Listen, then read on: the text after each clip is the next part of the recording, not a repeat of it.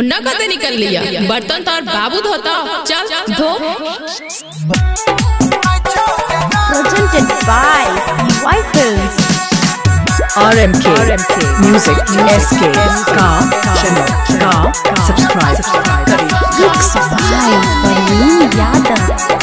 Rahul DJ Atul का हार्दिक अभिनंदन करता है। सोनिया बनाई लेली हमारा पहिर के चोलिया पा घघरा DJ remix by Rahul. Sonia बनाई लेली हमारा पहिर के चोलिया पा घघरा एक साल बीतलो दोसर जयलो बदल गेलो चल तो हर ससुर के सामने नहीं छोड़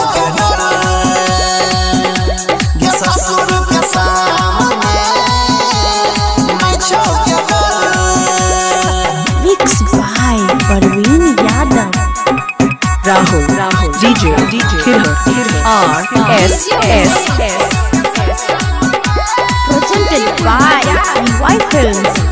राहुल दीवाना तू सयान रही हमहु जवान रही चढ़ल खुमारी रहे लगलो गे हा बहा एहन बाबा बहा गजबे बीमारी रहे DJ remix by राहुल। तू सयान रही हमहु जवान रही चढ़ल खुमारी रहे लगलो गे हा बहा एहन बाबा बहा गजबे बीमारी रहे जान मारो जान तोहर हंसा निक लागो बहिया में कथा पिया पिया कही के हमारा पटैलही अब किया लै छी खबर ससुर के सामने नहीं छोड़ ससुर के सामने नहीं छोड़ Presented by EY Films.